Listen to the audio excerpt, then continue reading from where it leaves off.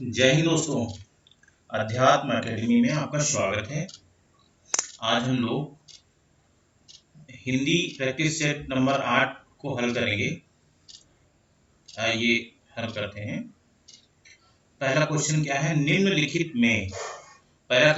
निम्नलिखित में से कौन सी भाषा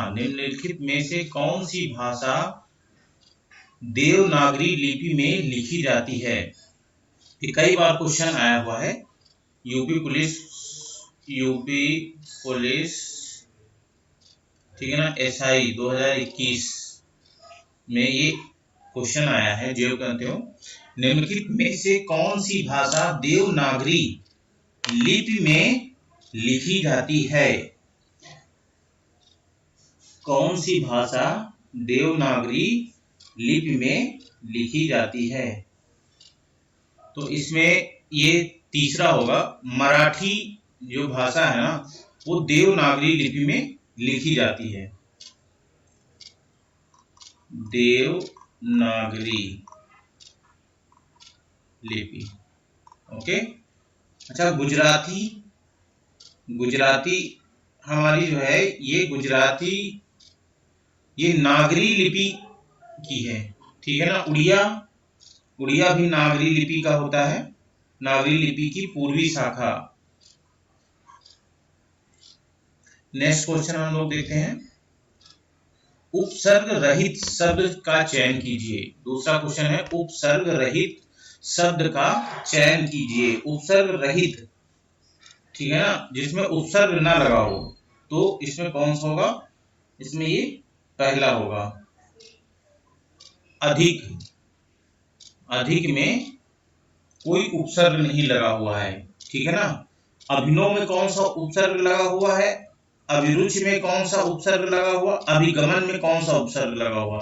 इन तीनों में हमको अभी उपसर्ग लगा हुआ मिलता है, या अभी उपसर्ग से ये तीनों शब्द बनते हैं। ठीक है। चलते हैं नेक्स्ट क्वेश्चन में। किस शब्द में उपसर्ग का प्रयोग हुआ है? किस शब्द में उपसर्ग का प्रयोग हुआ है? तो इसमें कौन से शब्द में उपसर्ग का प्रयोग हुआ बताइए। पहला है उपकार, दूसरा है लाभदायक, तीसरा है पढ़ाई, चौथा है अपनापन। तो देखिए उपसर्ग यहाँ पर हमें समझ में, उपकार, जो है ना, उपकार में उपसर्ग प्रत्यय उपसर्ग लगा हुआ है। ठीक है ना।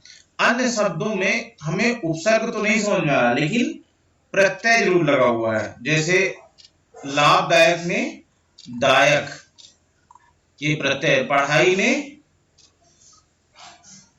पढ़ाई में आई। ठीक है। अपनापन में पन, ये प्रत्यय लगे हुए हैं। Next question. गमन शब्द का विपरीतार्थक शब्द बनाने के लिए आप किस उपसर्ग का प्रयोग करेंगे? गमन, इसको हमको विलोम शब्द बनाना है, तो इसका क्या करेंगे? तो इसको हम आ उपसर्ग लगा देंगे, बड़ा आ, तो हो जाएगा आगमन। ठीक है। Next question. निम्नलिखित में से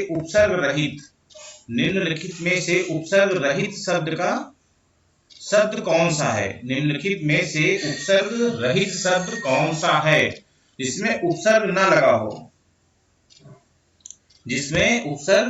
लगा हो? चलिए बताइए। अवतार, इसमें क्या लगा हुआ? आगाह, अवगाह, अवगत। ठीक है ना। तो इसमें जिसमें उपसर्ग रहित शब्द है वो आगाह। ठीक है ना। आगाह मतलब क्या होता है? सचेत करना, सचेत किया। ठीक है ना। आगाह मतलब होता है सचेत किया। ठीक है ना। अन्य शब्दों में अब उपसर्ग का प्रयोग हुआ है। ठीक है ना। अब उपसर्ग का प्रयोग हुआ है। Next question number 6। कृदंत प्रत्यय किन शब्दों के साथ जुड़ते हैं? बहुत बार ये क्वेश्चन पूछा गया है, ठीक है ना। कृदंत प्रत्यय किन शब्दों से किन किन शब्दों के साथ जुड़ते हैं? संज्ञा, सर्वनाम, विशेषण, क्रिया। तो कृदंत प्रत्यय क्रिया के साथ जुड़ते हैं, ठीक है ना। कृदंत प्रत्यय क्रिया के साथ जुड़ते हैं। वे प्रत्यय जो धातु या क्रिया के अंत में जोड़े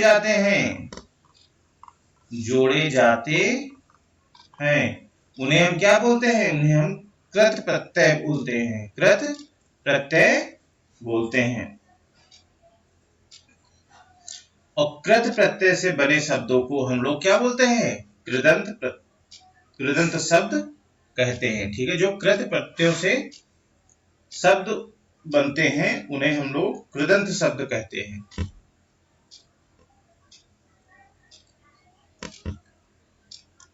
पाठिका शब्द में प्रत्यय लगा है। पाठिका शब्द में प्रत्यय लगा है।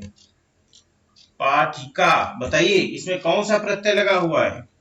ठीक है ना, इसमें इका प्रत्यय लगा हुआ है, ठीक है ना। पाठ धन इका, पाठिका प्रत्यय लगा हुआ है, ठीक है ना। आ प्रत्यय से क्या बन सकता है? सूखा बन सकता है, जैसे सूखा, इसमें आ प्रत्यय हो गया। का प्रत्यय से जैसे झटका, ठीक है। और पाठिका में हमारा इका प्रत्यय लगा हुआ है। नेक्स्ट, निम्नलिखित में से कौन सा शब्द प्रत्यय युक्त है? कौन सा शब्द प्रत्यय युक्त है? देखिए, मालिन, कुरूप, पराजय, सजीव। तो इसमें इन चारों में से कौन सा शब्द प्रत्यय युक्त है? ठीक है ना। तो इसमें मालिन शब्द जो है प्रत्यय युक्त है। इसमें क्या, कौन सा प्रत्यय लगा हुआ है? इन प्रत्यय लगा हुआ है, ठीक है ना। कुरूप में कु उपसर्ग लगा हुआ, पराजय में परा उपसर्ग लगा हुआ है, ठीक है ना। सजीव में सा उपसर्ग लगा हुआ है। तो इसी में केवल प्रत्यय लगा हुआ, बाकी सब में क्या लगा हुआ है? उपसर्ग लगा हुआ है। नेक्स्ट क्वेश्चन, किस शब्द में आवा प्रत्यय नहीं है? ठीक है ना। किस शब्द में आवा प्रत्यय नहीं है? तो लावा में आवा प्रत्यय नहीं है। देखिए, दिखावा में लगा हुआ है आवा, ठीक है ना। चढ़ावा में है, बुलावा में है, लेकिन आवा में ये नहीं है, ठीक है। नेक्स्ट क्वेश्चन, क्वेश्चन नंबर 10,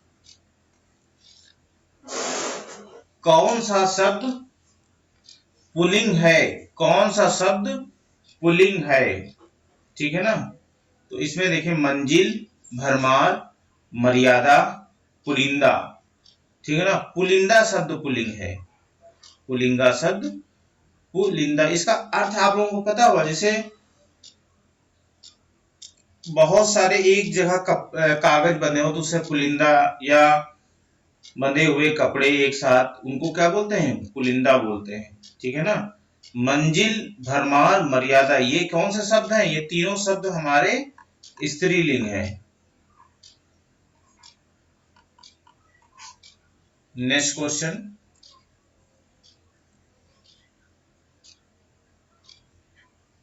अड़सठ को हिंदी में कहते हैं, ठीक है ना। 68, इसको 68 को हिंदी में क्या बोलते हैं?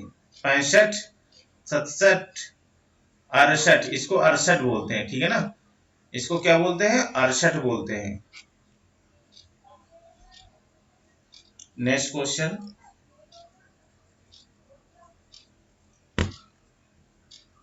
वह कश्मीर प्राण है। इसमें क्या, इसमें बीच में फिलिंग द, वह पूरा सेंटेंस बनाना है। वह कश्मीर के प्राण है, वह कश्मीर की प्राण है, वह कश्मीर की प्राण है, वह कश्मीर का प्राण है। तो इसमें क्या बैठेगा, इसमें का बैठेगा। वह कश्मीर का प्राण है। इसमें देखिए ये इसका क्या है, संबंध कारक है।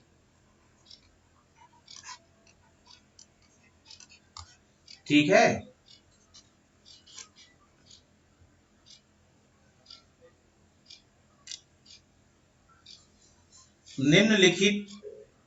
निम्नलिखित में शुद्ध रूप कौन सा है। निम्नलिखित में से शुद्ध रूप चुनिए। पीतांबर, पीतांबर, पीतंबर, पीथंबर। इसमें कौन सा, तो पहला पीतांबर।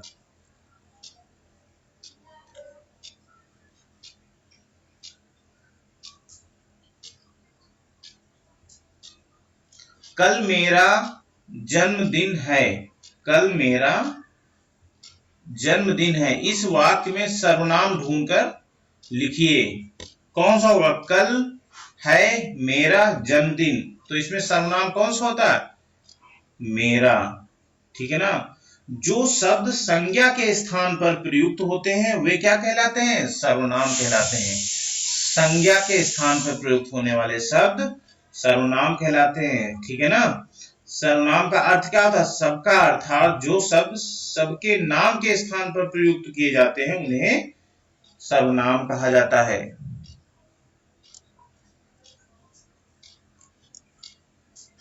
वह कलम लिखता है, इसमें क्या भरा जाएगा, वह कलम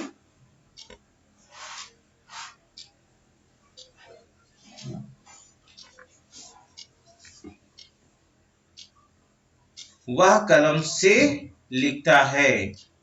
ठीक है ना। इसमें क्या, पूरा सेंटेंस पूर्ण करने के लिए क्या होता है, वह कलम से लिखता है। ठीक है ना। ये से क्या है, ये कारक है। ठीक है ना। हमारे कारक हिंदी में कितने होते हैं, कारक हमारे 8 प्रकार के होते हैं।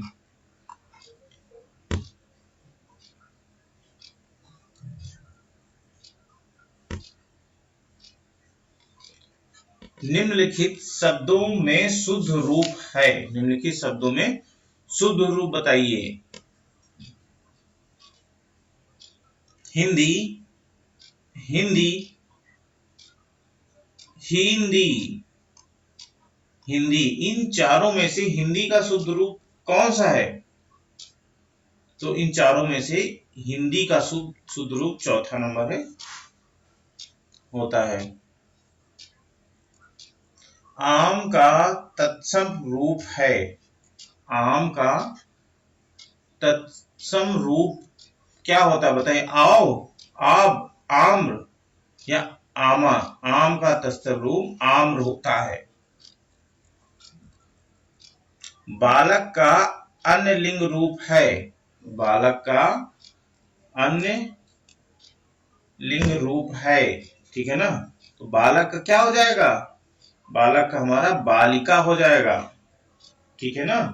बालक का बालिका हो जाएगा।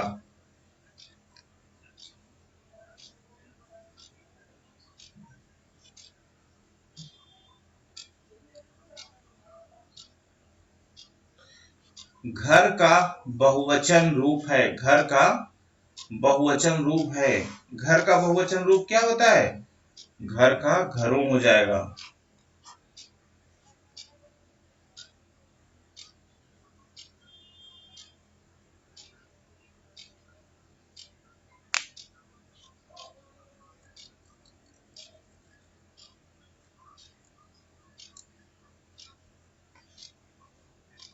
नया शब्द का विलोम शब्द क्या होता है, नया शब्द का विलोम शब्द क्या होता है, तो नया शब्द का विलोम शब्द पुराना होता है।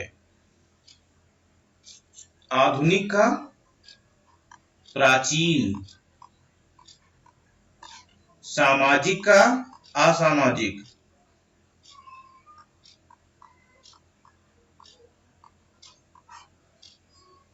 नवीन का नवीन जो है नया का समानार्थी शब्द है, समानार्थी शब्द है। नेक्स्ट क्वेश्चन,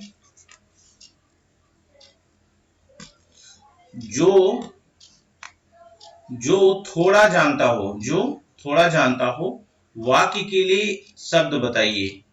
ठीक है ना, जो थोड़ा जानता हो उसे हम लोग क्या बोलते हैं, अल्पज्ञ बोलते हैं। ठीक है ना, और बहुज्ञ, अज्ञ और सर्वज्ञ। ठीक है, इसका अर्थ क्या होता है, सर्वज्ञ क्या मतलब होता है, जो सब कुछ जानता हो, जो सब कुछ जानता हो।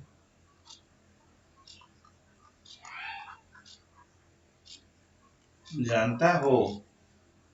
ठीक, अज्ञ मतलब होता है मूर्ख। ठीक है ना, या ज्ञान शून्य, जो कुछ नहीं जानता है, जो कुछ नहीं जानता है। और बहुज्ञ का मतलब अनेक विषयों का ज्ञान, अनेक विषयों का ज्ञान रखने वाला, उसको बहुज्ञ बोलते हैं। नेक्स्ट 22वां है कहावत, पोथ ना पातड़ी नाम नरेण पंडित। कहावत का सही अर्थ क्या होगा, नाम के बड़े दर्शन के छोटे। नाम में क्या रखा है, पोथी पन्ना ही पंडित की पहचान है। पोथी पन्ना कुछ नहीं फिर भी पंडित है।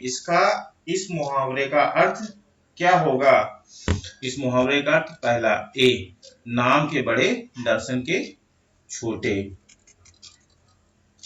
अत्यंत अर्चना अत्यंत सुंदर है, इस वाक्य में कौन सा शब्द विशेषण है। ठीक है ना, देखो इसमें तो अत्यंत भी है और सुंदर भी है। ठीक है ना, ये तो संज्ञा हो गई। अभी संज्ञा का जो है ना विशेषण बताना है, तो इसमें अर्चना तो हो नहीं सकता है, तो संज्ञा है, नाम है।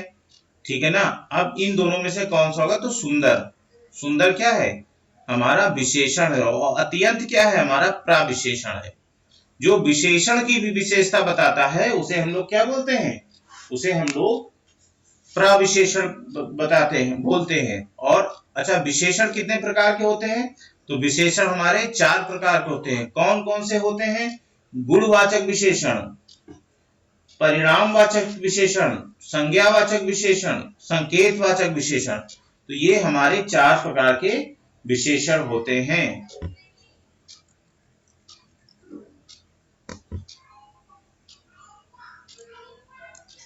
कश्मीरी सेब सिंदूरी लाल होता है। ठीक है ना, अब इसमें आपको बताना है कि रेखांकित शब्द में विशेषण के किस भेद के अंतर्गत आता है।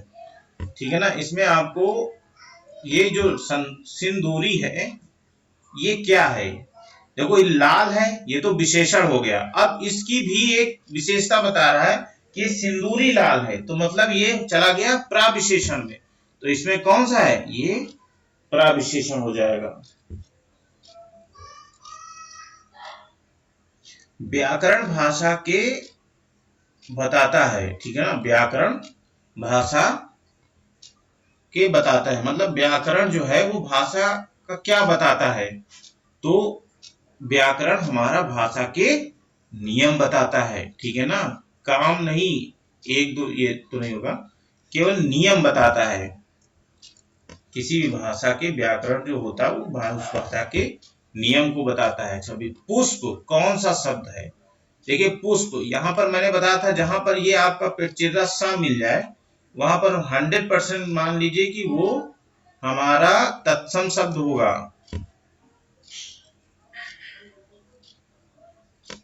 27वां है, पा फा बा भा मा का उच्चारण स्थान कौन सा है, तालु, ओष्ठ, कंठ, दंत। अब इसको जैसे बोल के देखिए, पा फा बा भा मा सब में ओठ का प्रयोग हो रहा, तो ये कौन सा हो जाएगा, ओष्ठ हो जाएगा।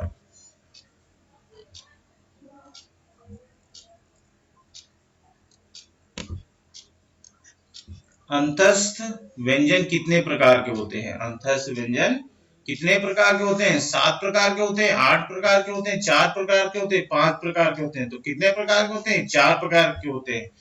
कौन कौन होते हैं? या, रा, ला, वा। ये हमारे कौन से व्यंजन है? ये हमारे अंतस्थ व्यंजन है। नेक्स्ट, इनमें से कौन सा शब्द संज्ञा से बना हुआ विशेषण है? इनमें से कौन सा शब्द संज्ञा से बना हुआ विशेषण है? कुलीन, नमक, कृपा, जाति। ठीक है ना। तो इसमें कुलीन शब्द जो है ये संज्ञा से बना हुआ विशेषण है। ठीक है ना। इसका भाववाचक संज्ञा हो जाएगा कुलीनता। नेक्स्ट और आखिरी क्वेश्चन है, इनमें से कौन सा शब्द संज्ञा से बना हुआ विशेषण है? जापान, गुणी, दान, जाति। तो ये गुणी संज्ञा से बना हुआ विशेषण है। धन्यवाद दोस्तों, मिलते हैं नेक्स्ट वीडियो में। क्लास कैसी लगी आप लोग कमेंट करके जरूर बताइएगा। जय हिंद दोस्तों।